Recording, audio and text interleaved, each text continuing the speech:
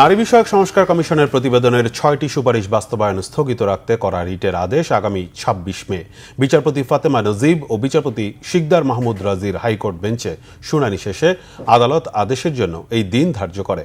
গত ৪ মে সুপ্রিম কোর্টের আইনজীবী রওশন আলী রিট দায়ের করেন। তিনি জানান, নারী বিষয়ক সংস্কার কমিশনের প্রতিবেদনের বিতর্কিত ও সাংঘর্ষিক বিষয়গুলো পর্যালোচনার জন্য বিশেষজ্ঞ কমিটি গঠনের নির্দেশনাও চাওয়া হয়েছে রিটে।